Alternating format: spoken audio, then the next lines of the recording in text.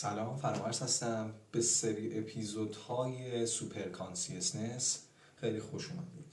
توی این برنامه، توی این سری اپیزودها آموزش‌های مربوط به متافیزیک و خودشناسی که مربوط به واقعیت وجودی هر انسان هست و اطلاعاتی که امور متافیزیکی دنیا رو احاطه کرده به شما ارائه داده میشه.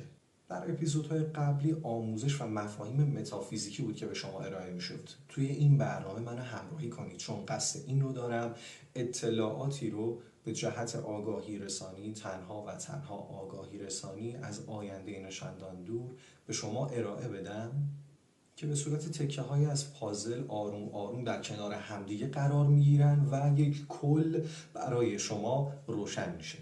با من همراه باشید.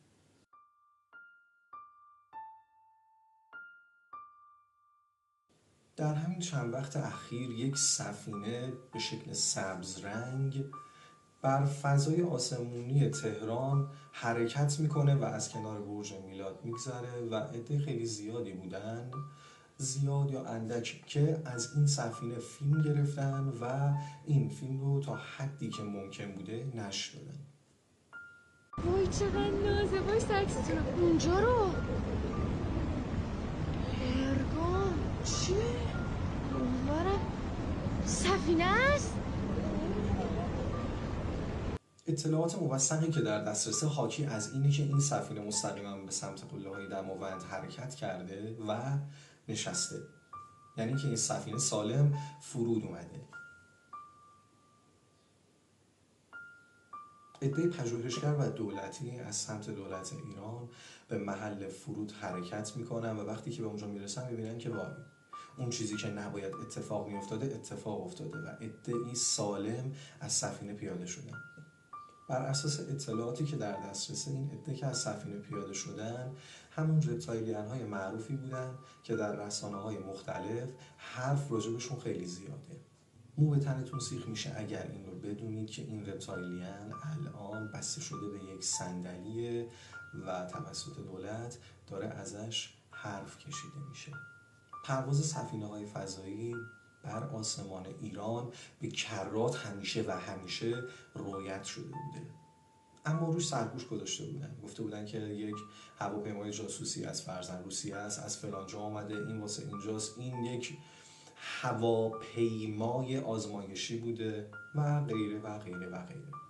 اما از اونجایی که آگاهی جمعی و اطلاعات موثق در بین مردم اجتماعات مختلف از جمله ایران به شدت در حال افزایشه، دولت تصمیم میگیره این سری به جای اینکه دوباره مثل سری های قبل ملت رو خرفرز بکنه، اطلاعاتی رو رونمایی بکنه از جانب ناسا و اعلام میکنه که احتمالاً تا سال 2031 نژاد بشر با نژاد فضایی آسمانی ملاقات میکنن و این خبررسانی ها و این رویت شدن ها به صورت متوالی در کنار هم در نقاط مختلفی از دنیا در حال اتفاق افتادن هستش و در حال حاضر صحبت ما بر سر تهرانه.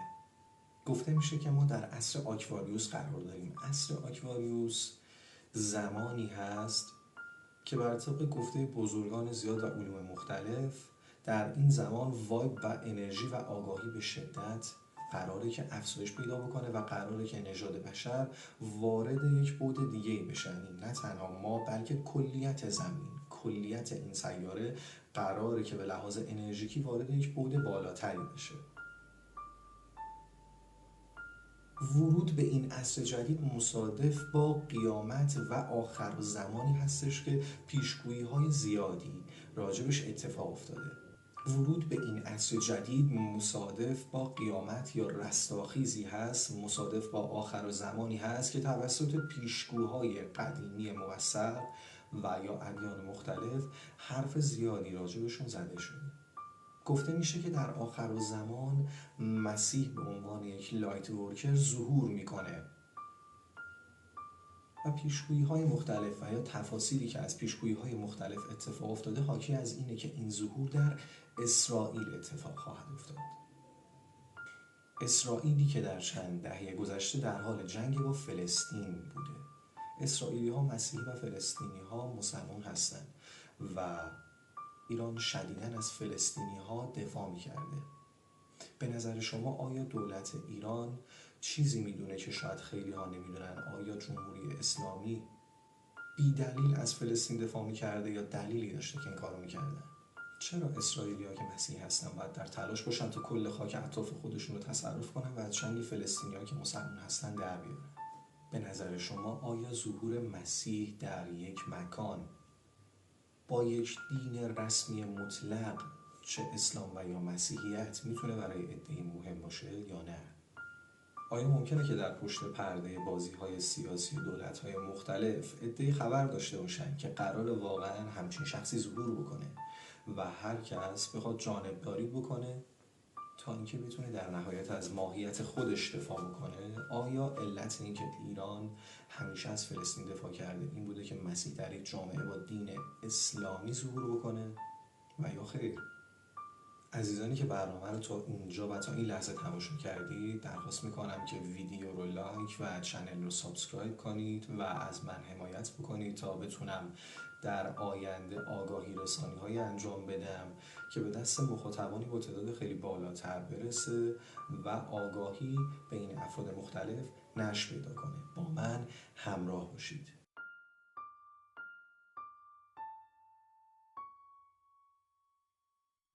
دوستان، اگر در خاطرتون باشه در سال 2012 در تایمی خاص خیلی ناگهانی مجلات، روزنامه‌ها، تبلیغات و رسانه‌های مختلف اطلاعاتی رو دادن بیرون راجع به این که قرار بوده یک شهاب سنگ به زمین برخورد بکنه و نابود بشه و تا قبل از اون مدارک و شواهد و چیزهایی که در دسترس بوده برای اثبات این داستان رو به عامه مردم ارائه نداده بودن.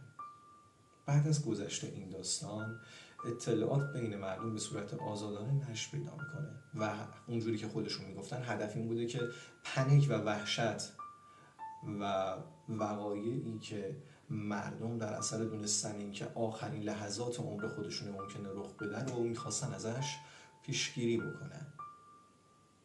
از سال 2012 به این ور، بعد از اینکه این داستان اتفاق افتاد، کشورهایی مثل چین، روسیه، ایالات متحده آمریکا و چند تا از کشورهای دیگه شروع میکنن به ساختن یک خورشید مصنوعی، یعنی شروع میکنن پروژه رو راه اندازی میکنن که روی یک انرژی که از پلاسما میتونه گرما تولید بکنه کار میکنن.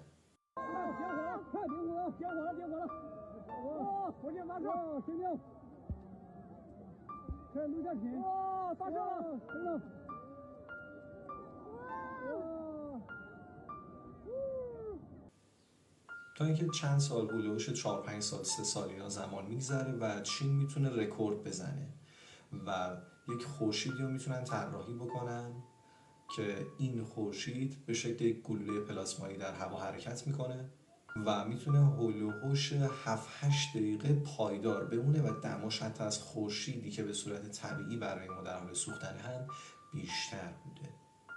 کار کردن بر روی این پروژه همچنان تا به همین الان در سال 2024 هم ادامه داشته و رکورد تایمی که این خورشید پلاسمایی میتونسته سرپا و استوار بمونه و گرما و نور تولید بکنه دائم و دائم بیشتر شده. اما نکته اصلی اینجاست، اینکه یک شهاب سنگ در سال 2012 از کنار زمین گذشته هیچ ربطی به خورشید نداره.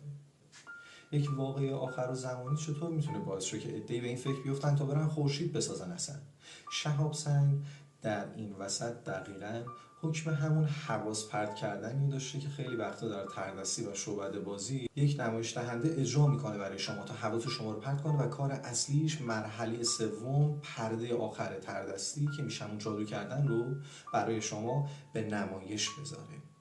بر اساس متون قدیمی و کتب قدیمی سال 2012 هم دقیقاً یکی از اون سالهایی بوده که میتونسته بلایای طبیعی و آخر الزمانی اتفاق بیفته. یکی از نشانه های آخر الزمان و در واقع یکی از بخش‌های تئاتر یکی از بخشای فیلم که قرار اتفاق بیفته در روند آخر الزمان خاموش شدن و تاریک شدن خورشیده.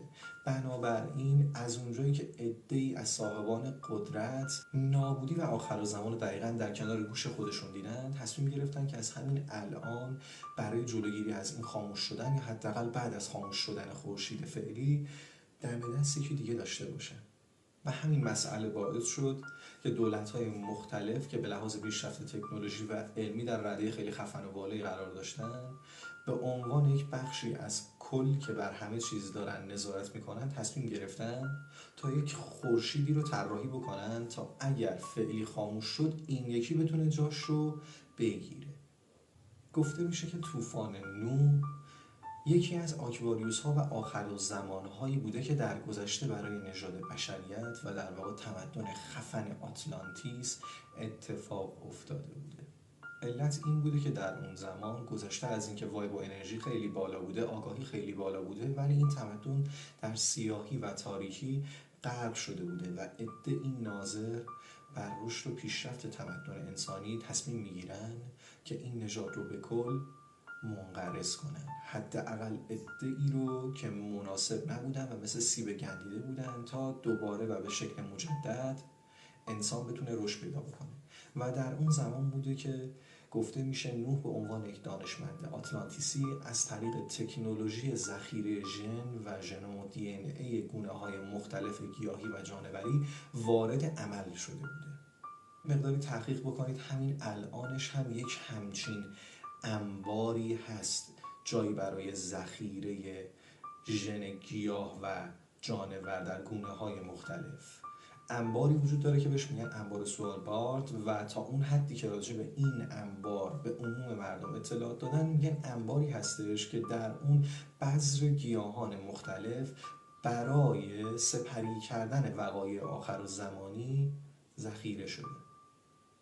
وارد عصر آکواریوس شدیم، عصری که مصادف با آخرالزمانه، عصری که در اون رشد تکنولوژی، پیشرفت و رشد در انرژی، رشد همگانی آگاهی با سرعت خیلی بالا و با شدت زیاد داره اتفاق میفته.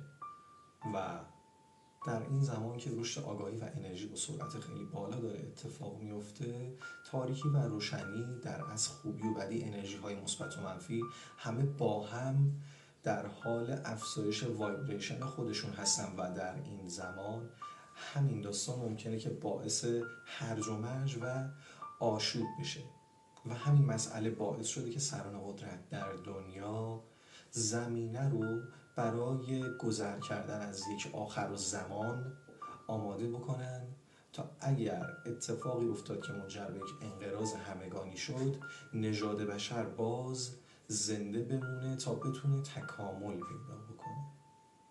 بر اساس اطلاعاتی که در دسترس هست، مسیح بزرگ در فاصله نه چندان دور به زودی در اسرائیل ظهور میکنه و وقایعی در پوشبند اون اتفاق خواهد افتاد. تیکه های پازل به همدیگه میچسبن و قراره که ما عصر آکواریوس رو رد بکنیم.